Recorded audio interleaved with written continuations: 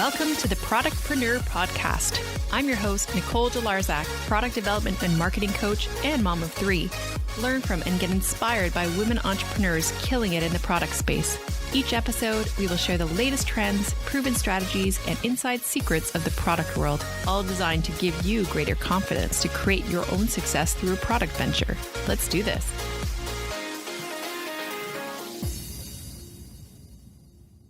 Welcome to the Productpreneur Podcast, episode 24. Before we dive into the show, I wanted to share a listener review. This is from Bicky7890. Incredible info and support for women entrepreneurs. I love this podcast. Nicole shares much wisdom and encouragement for aspiring women productpreneurs. She makes it feel like I could really make my product ideas a reality.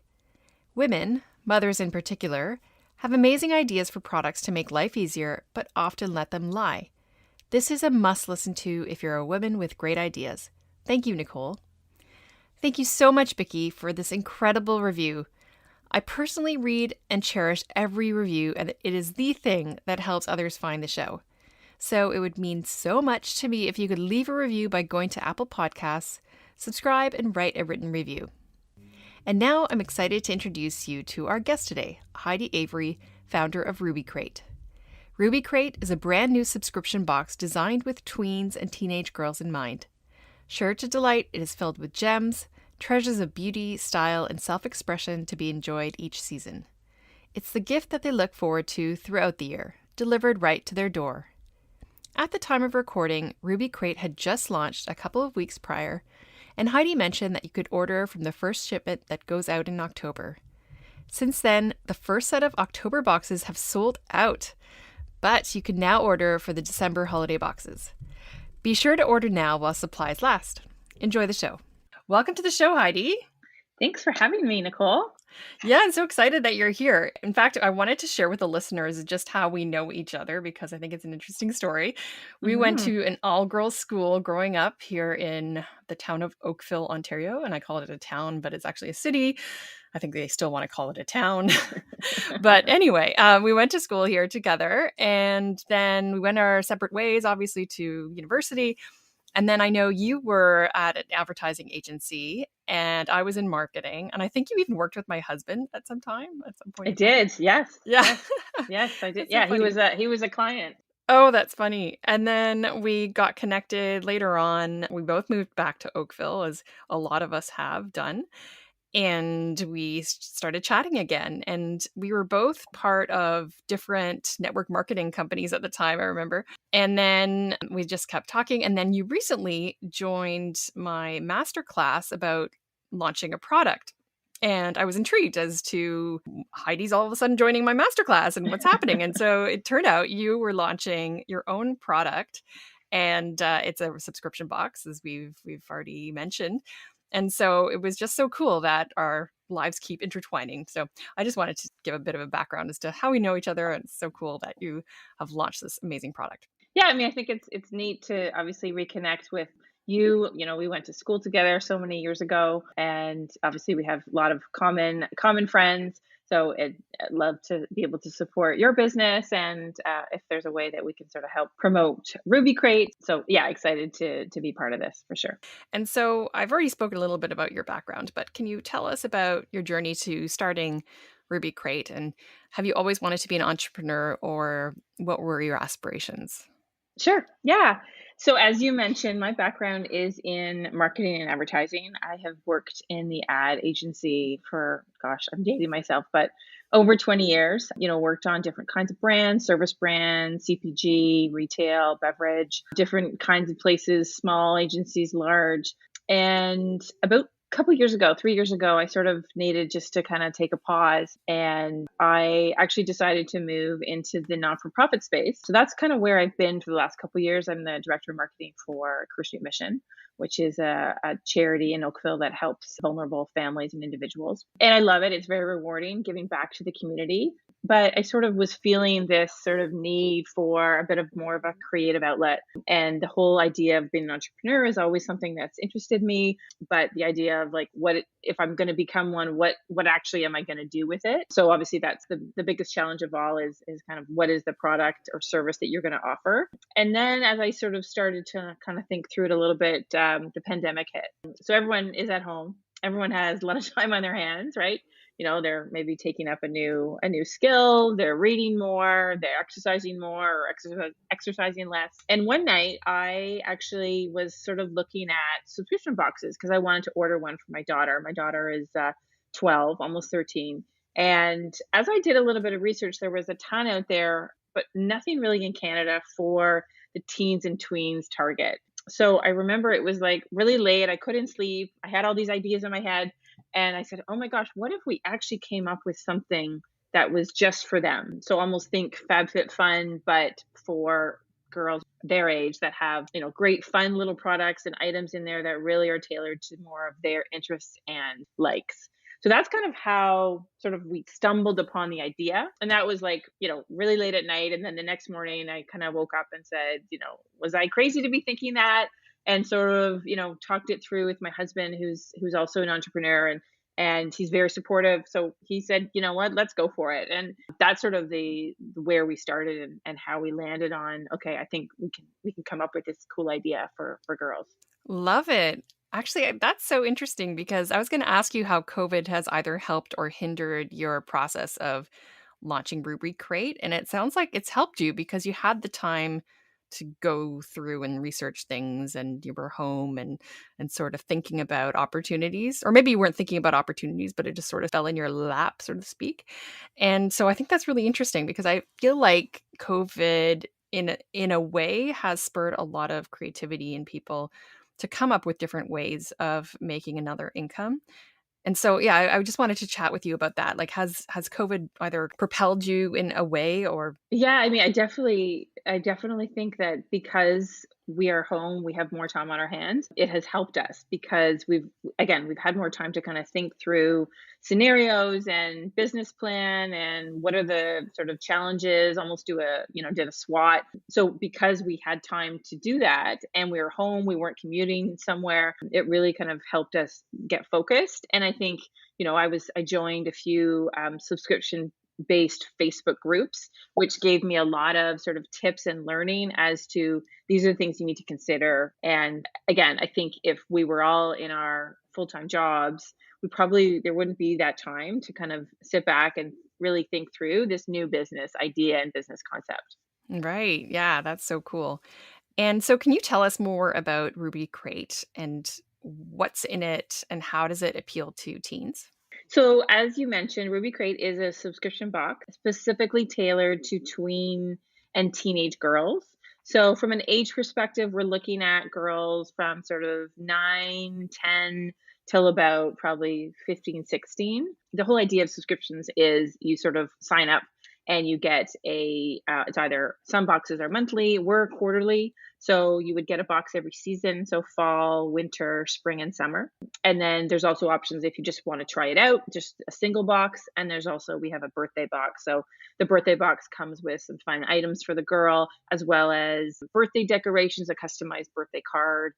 So we really try to make it a nice way to celebrate that special day. So yeah, I mean, really the idea of Ruby Crate is that, this lovely box comes to their door, addressed to them. There's some individual pieces in there that are sort of more customized to them, like a nice, welcome card. And then the items are really just things that kind of fun things that they can use. So, beauty, skincare, self-expression. We've got some sort of snack. So yeah, I think we really kind of looked at what are the things that girls this age really like and are interested in, and how do we kind of bring that to them. So yeah, I mean the box too. We really kind of created this lovely box that they could then keep for almost to put little souvenirs in, mementos.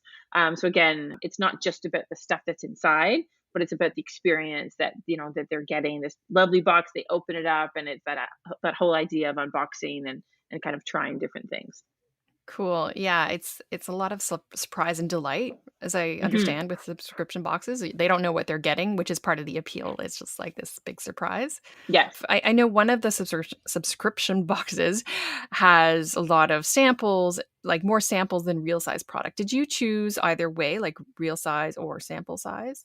Yeah, so I would say 99% of the products that are in the box are full size, so not Hmm. samples. The focus was really more about how do we sort of get these, great kind of size products that they can take advantage of. I know, as you said, a lot of boxes do the samples, but right now we're more focused on sort of giving them more value. Nice. That's awesome. And how did you know what to put in? And I'm going to cheat a little bit here because I saw on Instagram, or was it Facebook? I don't know, Mhm. that you did a focus group with teens or tweens. Yes. Yes. How did you figure that out? And like, how did you coordinate that? The great thing is about having a 12-year-old in the house is that really all the products that we're putting in the boxes, she helps to sort of select and pick. Sometimes I'll come up with the idea and then we'll ask her, and then she'll say, "Oh, I think that's good," or "Mom, no, like we like this." So as we started talking a little bit more, I said, it probably makes sense to do a little bit of a focus group. And because of my consumer marketing background, I'd done a ton of in person focus groups. Never have I done a Zoom focus group until right now. So, yeah, so basically, we sort of got a panel of, different ages. So, most of them were sort of, I would say, like, 12 to 14. And then there was some older ones, sort of 15, 16. And I developed a deck that showed some ideas for products. And I shared my screen with the girls. And so we went through the different ideas and then really ask them for opinions. And most of the products that we had come up with were in line with most of the girls' likes and dislikes. And then definitely there were some new ideas that they brought to the table, which is great. And then from there, then we started saying, okay, these are the products we want for the first box, so we need to source them. And what I've been trying to do is actually buy the product first before buying in bulk. That way we can look at and see, okay, yeah, it makes sense. Or, you know what, no, I don't love the quality, so we're not going to use that. But my daughter Sienna loves it because she gets to test all the products out, which is fun. I love the fact that you did consumer research. I just think that's just so important as part of your process.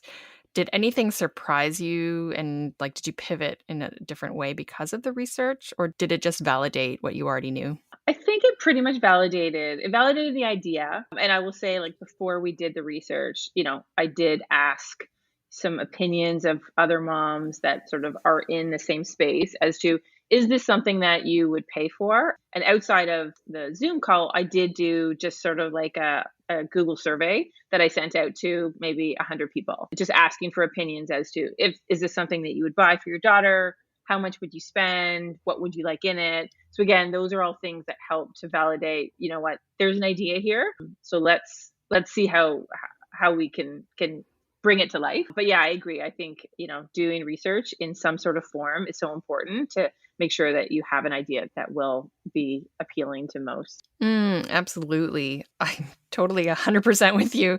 Actually, most of what I teach is doing the survey first, getting sort of like a concept test, making sure that people are in line Mm. with it and they would actually buy it, and then going to focus groups and testing your prototype and just figuring out like how is this going to work and all that kind of stuff. So amazing. I love it. And I love that you test every product. Quality control is very important. Can you tell us a little bit of the story of your brand name? Because I know that it is sentimental and I think it's a beautiful name as well. So we developed the idea. So we knew that there we wanted to have a box, but we didn't have the name. So I remember sitting outside in maybe May with my husband, and we were just started brainstorming names. And it's amazing once you start that process. So many names like that have box in it are taken. And then, we started names around like what's sort of trendy for the girls. And then we kind of landed on, it probably makes sense to have some sort of meaning to the name. And so as we were looking at different names, we sort of landed on Ruby. So Ruby is actually my daughter's middle name and was the name of my grandmother, who is no longer with us. So she's my dad's mom.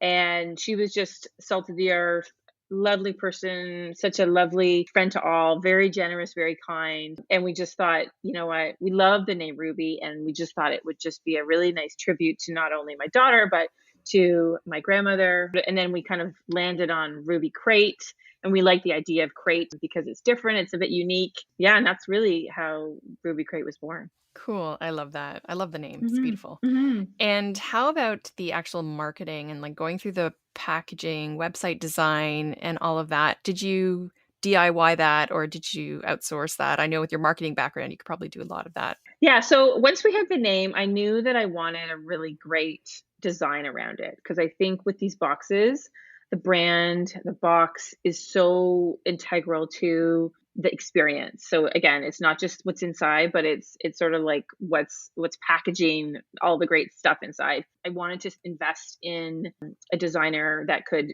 bring that brand to life. So yeah, so the designer that we used, her name's Teralyn Carver. She's amazing. She basically came up with a whole bunch of different logos.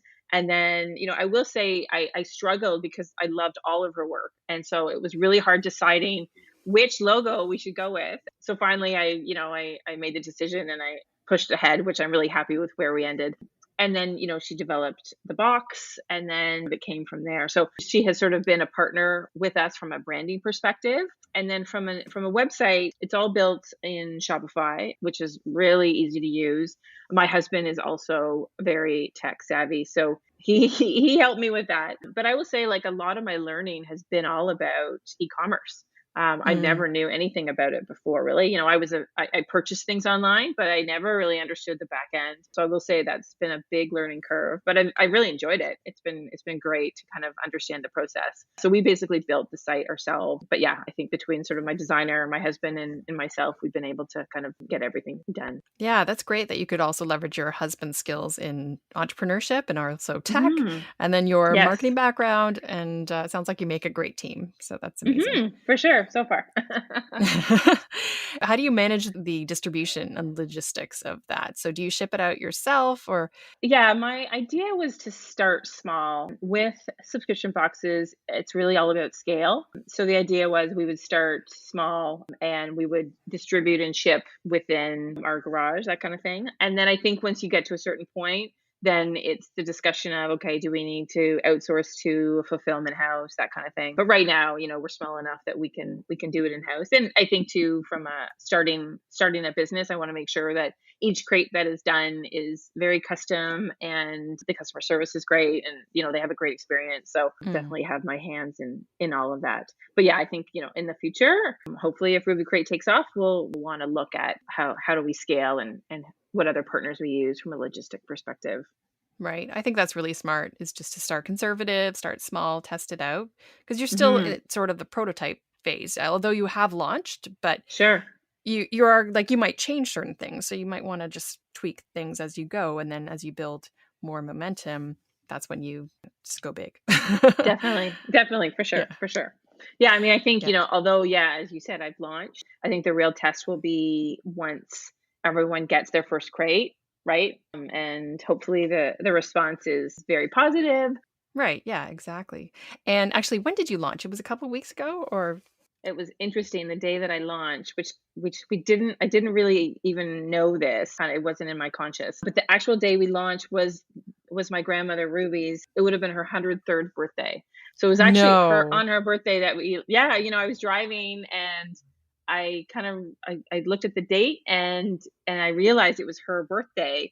And I was just like, oh, there's Oh. just like all the stars were aligning, very serendipitous. So, and because, we had talked about launching, we never said, okay, September 17th is the day. It just sort of happened to be that day.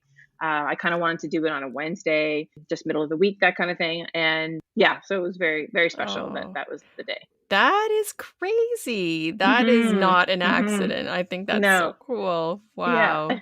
How beautiful. She's just Yeah. partnering with you. Yeah, definitely. How are you driving awareness and trial of your product? Because I know with new brands, that can be very difficult. It can be hard to get the word out there and get orders going. So, what did you do when you first launched, and how is that working for you? The power of social media is amazing. I think if we had tried to do this years ago, we probably wouldn't be as far ahead as we are right now. Social is just it's a powerhouse. So really, we kind of launched it, got it out there, and so many people shared it with their network, and sort of that's kind of how the reach has just gotten Hmm. exponentially larger. I'm part of a few different moms groups and other kind of Facebook groups that, we've shared it, and then you can sort of see how the word is spreading. We've just started to do some Facebook advertising just to kind of expand the reach a little bit. So we'll see kind of where that goes, if that is successful for us. But yeah, I would definitely say right now it's been purely organic, just sort of sharing and other people asking questions. So right now we're just shipping to Canada.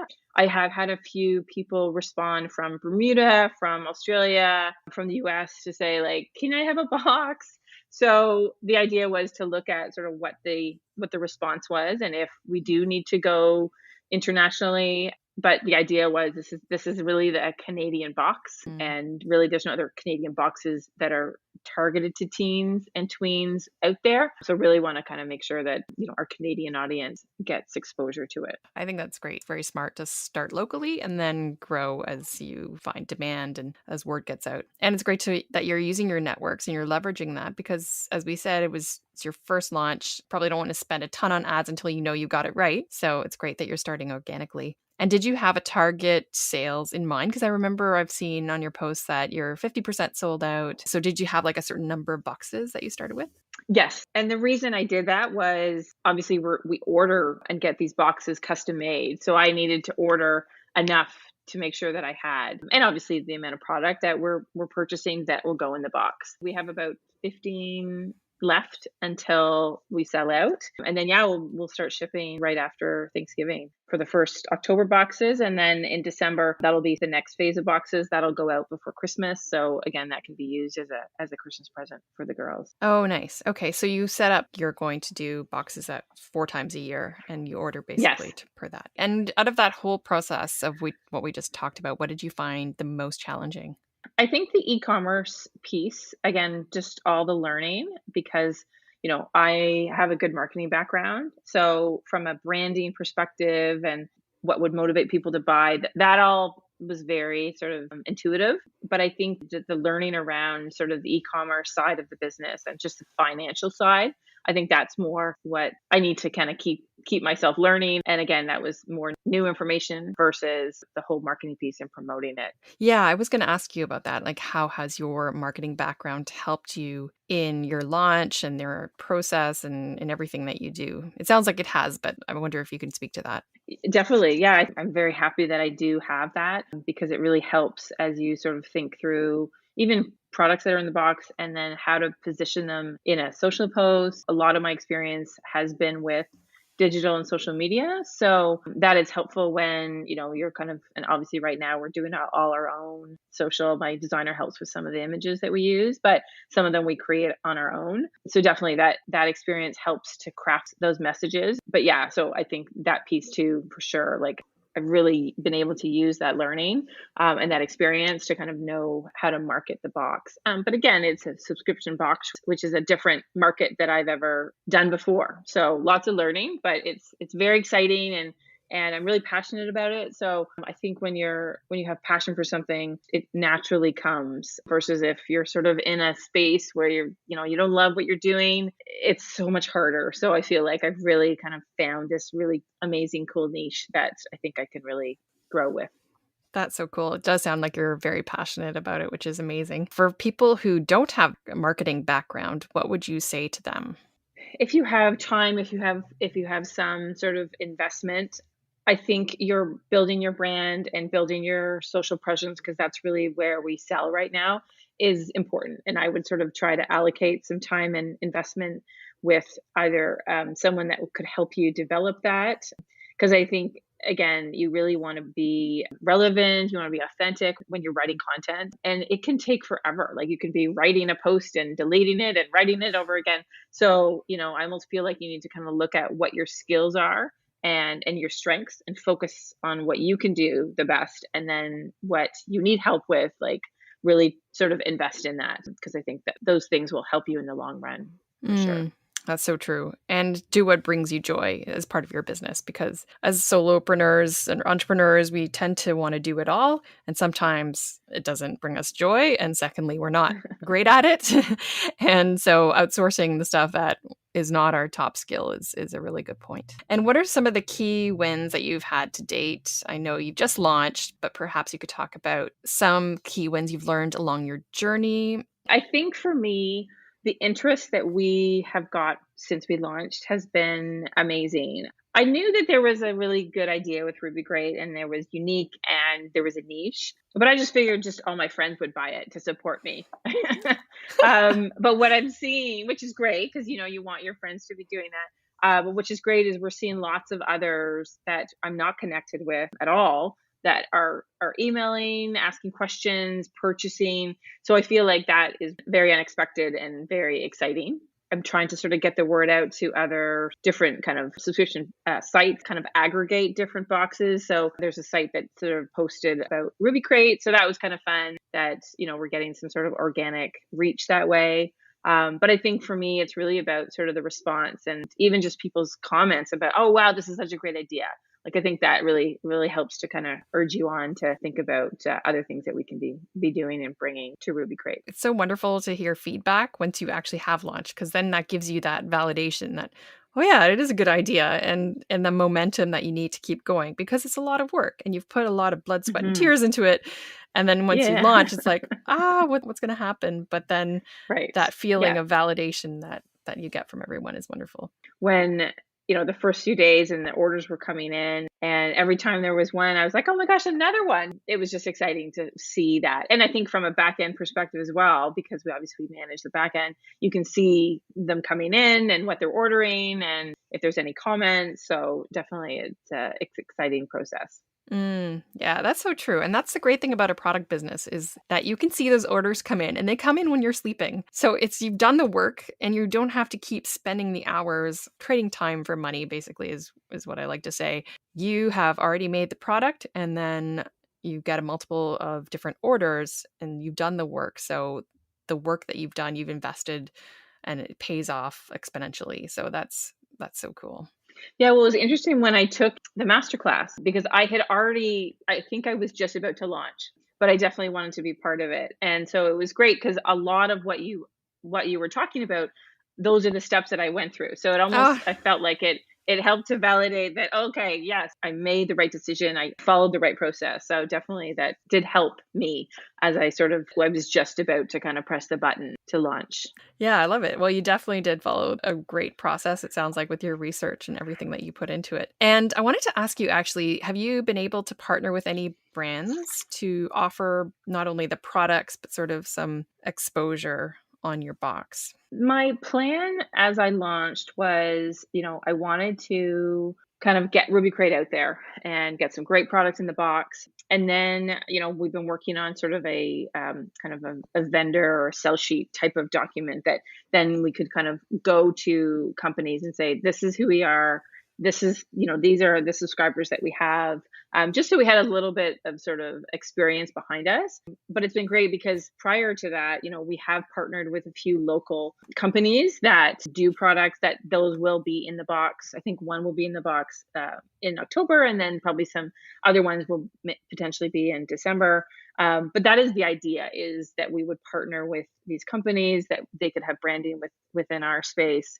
And then obviously the idea is to obviously get some sort of wholesale pricing that then we can kind of pass on to our subscribers as well. So yeah, so that's definitely the idea of where we want to go from a partnership perspective. Because I think too, it's so important to be able to be supporting local and other female entrepreneurs. That way we can all work together to make sure that we're kind of giving great experiences to our community. I love that. Supporting local. That's so great. I'm sure a lot of brands will Mhm. be after you, wanting to partner soon. Are there any hiccups that you had along the way that you wish you could have done again, or you wish someone would have warned you about?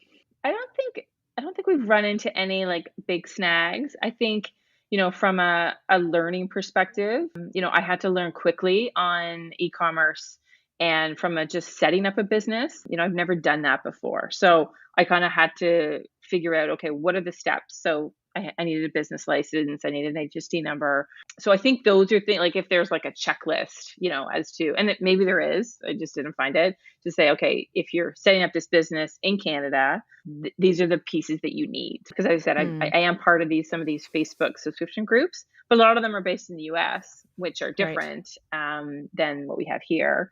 And I obviously, looked at, finding my vendor to create the boxes. So that took a little bit of time and again, it's pandemic. So, you can't really meet anyone in person. So it was a lot of sort of phone calls and samples and that kind of thing. Okay. Yeah. Yeah. I'm sure it's a huge learning curve. And it's interesting that you mentioned checklist. That's a great idea, actually. There you go. Yeah, there you go. There's a good resource. Your journey sounds like it was very smooth and that it's gone really well. Like you started a few months ago with just this idea that you had during the pandemic, and then you launched a few months later. So it doesn't have to be this Right. huge like years journey of, from idea to actually launching. You did it in a few months and you're launching imperfectly, which means you're just trying to get something out there in the beginning to get feedback. Hmm. And then you're going to change Hmm. it up as you get more feedback, which is amazing because most people want to get it perfect and then they actually just never launch. They just keep going and Right. going until they get it right. And it can take them a long time. So I just love the process you went through and then your mindset around just getting it out there, seeing what the feedback is, starting small, great positive mindset.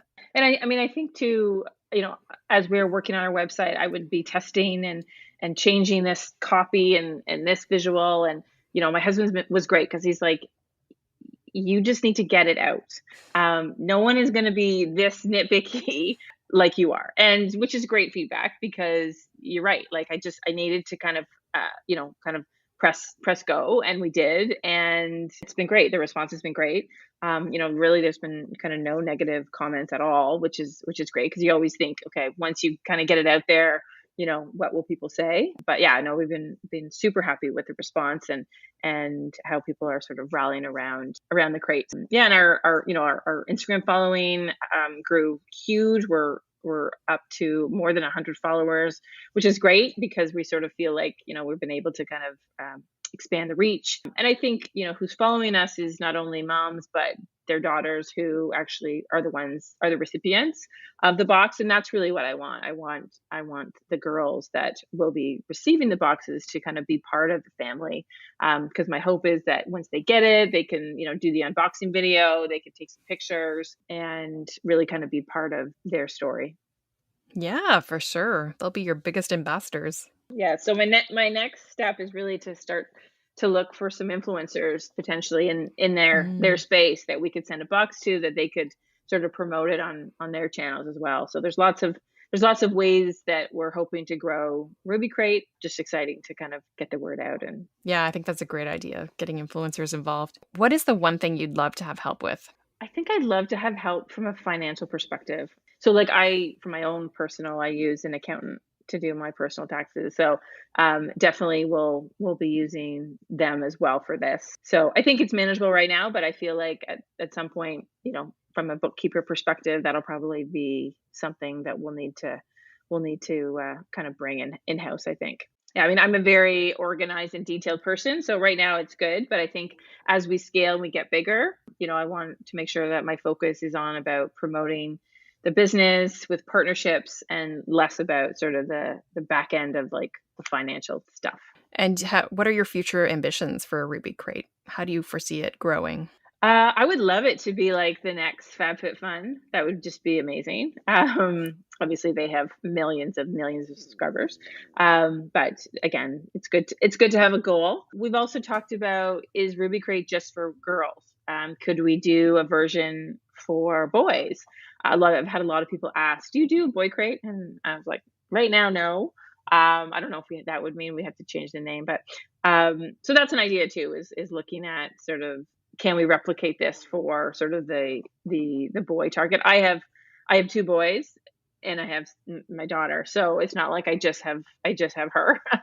So, I always thinking about how we can kind of expand that to the male population. Yeah. And eventually, right now, we'll probably want to do sort of a different age box. So a younger, more tween box, and then a more teenage box. So yeah, we have lots of ideas as to where we can go for sure.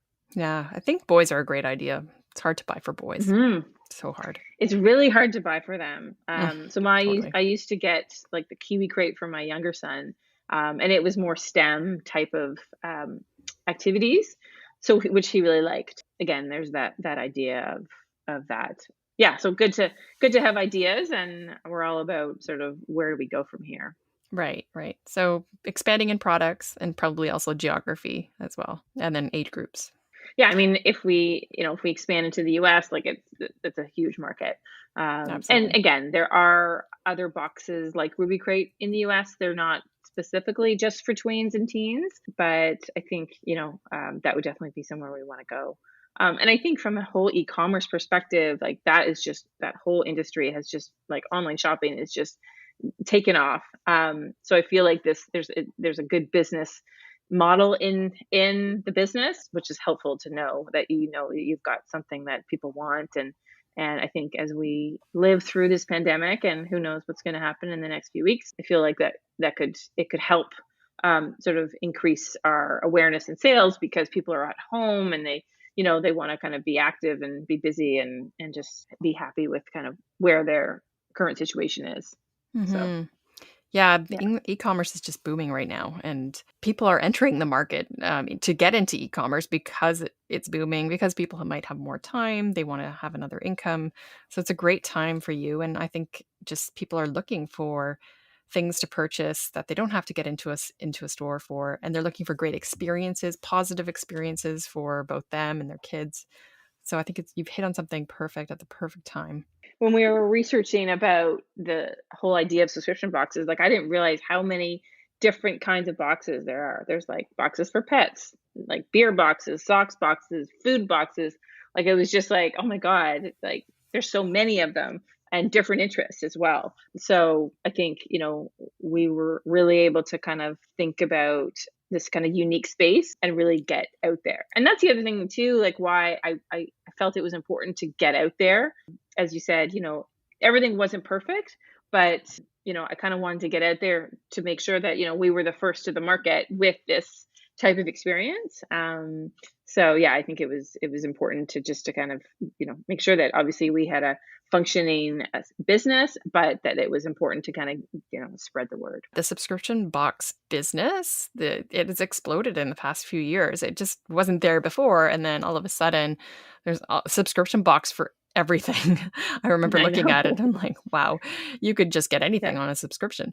So, what would you say to people who are looking to start a subscription box business or have thought about one? Is there anything that's unique that you think, oh, they've got to learn this? I would probably spend time thinking about the niche and making sure that there is appetite for it, for Hmm. sure. I also think it's important to look at who else is doing that from a competitive perspective. Who are you competing against? Again, if you have an idea and you think you can do it better, that's great. But I think it's really important to see kind of what they're doing, how they're managing it. A lot of boxes some do customizations. We're not in that space yet, but there are some that do that, which a lot of people like. So potentially that could be where we go. But again, I think the whole idea of a subscription box is about that element of surprise and delight. So if you're actually picking what you're getting, it's less about that, and it's more about you can just go and buy it online and you're going to get it, versus the box is all about this sort of curated experience and, oh, look at this cool thing that I got. And again, with the brands too, it's putting new brands in that they may not be using, that then they could go and purchase those elsewhere. So yeah, I think for sure, I think it's all about sort of the idea and the niche and kind of thinking about where the idea could go. Yeah, for sure. I like the idea of the element of surprise. There are some boxes Mhm. out there though that go on the inside of offering something that's a staple, like the Dollar Shave Club, I think it was, sending razors, like razor blades or Sure. whatever it is, and something that you'd buy, or maybe it's the socks, right? It's something that you'd buy typically on a regular basis that fulfills a need, and then maybe you don't want to go and get. So that's potentially another area to look at. I don't know if that's ever something that you ever considered. I think where we thought our sweet spot was with obviously the girls that sort of right now are kind of in that space where they're learning about what they really like and what they don't like. They're starting to really, they have definite opinions as to kind of what their likes and dislikes are. And I feel like too having a box that is just for them is so important and just really kind of part of the experience that it's tailored to them. We've used some language that I wouldn't say only them understand, but that, moms like us, like when my designer had come up with this copy line, I was like, I don't really understand. And then I asked my daughter and her friends, and they're like, oh yeah. So it's sort of like being able to sort of talk the lingo that our sort of teens are talking. That I think it makes the experience more authentic for them and really kind of gets them to connect with the brand and the story. Yeah, that's a great insight. And I love the advice you gave about looking at what else is in the market, making sure that there's a demand for what you are potentially offering, because there's a lot of subscription boxes out there. So you want to make sure that you are unique and that people will actually buy it on subscription. That's the other thing. There are some things that maybe people just don't want to buy on subscription. So, Yeah, and I think the idea of the subscriptions is, if you buy the four boxes, it's slightly cheaper versus if you just buy a single box. So that's how the subscriptions kind of that's the business model is all about the buying in volume. But I think for us, we wanted to kind of provide some different options. Again, we're just launching. We want to give people a way to try it and make sure that they like it.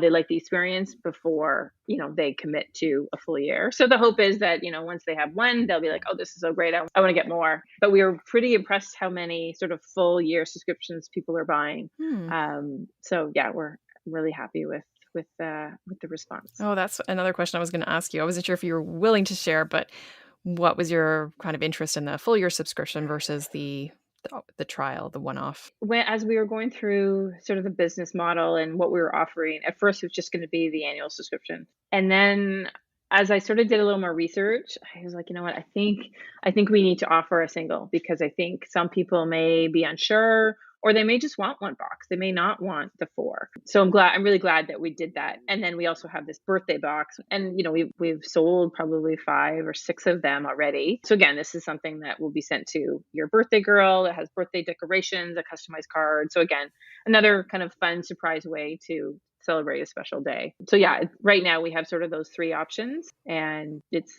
going well so far. And you mentioned when you were just planning it out, did you ever write a business plan or kind of modeled it out? Yeah, definitely. My sister, she's one of my sisters, she's in finance. And so she was the one always asking me, "What's your business plan, Heidi? How much money are you going to make?" So yes, definitely. We kind of sat down and looked at the numbers. We looked at the market, the targets, financially, like how does it all work? So, and I think too, the business background that I have helped to do that. Helped to kind of think about what are the challenges, what are the questions. So to make sure that there's some sound advice in here, and that that the business will be profitable and going forward there's a good story in here, and there's a good market for it. It did sound like you covered all your bases with the SWOT Mm. analysis and financials and research. Hmm. You guys have really planned it out thoroughly and also launched it, which is amazing. You haven't spent all your time planning, so you took action. Yeah, for sure. And I will say, having, my kids were home, we had to homeschool them, obviously, like everyone did. We need to carve out time to work on Ruby Crate, but I think, as I said before, it's all about sort of I'm very passionate about it, and it's exciting, and launching a new business there's just so much kind of excitement and passion to it that it never felt like work. It was always just feeling like this is such a cool thing. We need to fast track. We need to get it out. Yeah, I'm glad that it's out there, and the response is really positive. So we're really happy about that. Yeah, and how did you manage that when your kids were home and everybody's at home during COVID? Do you have any time management tips because you launched a business?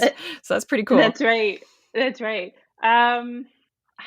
I think for me, it was really about carving time out. So, you know, I kind of probably would do a lot of the work in the evening versus during the day when the kids are sort of like, on their computers working.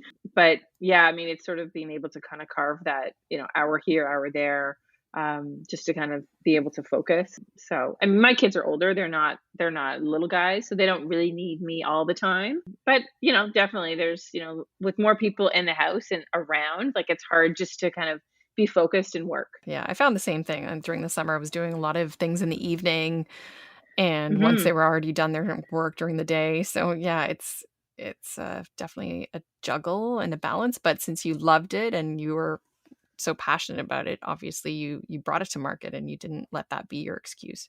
And is there anything else you'd like to share?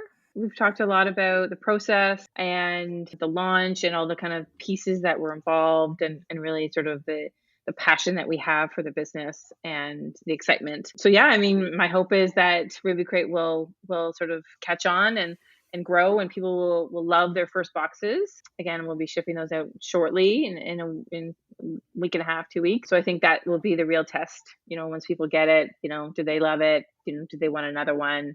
And our hope is that our social feeds will get really populated with lots of videos and photos, and then other you know partners to work with. We've been getting a few connections just through our social awareness as to, oh, I want to work with you, which is great. So we want to sort of get more of that. But yeah, no, really happy to get Ruby Crate out there, and happy to be talking to you today. Really appreciate the time and the exposure that you can help us bring to the business. Yeah, thank you so much. I'm so excited to do this when you're just launching. So this is very newsworthy.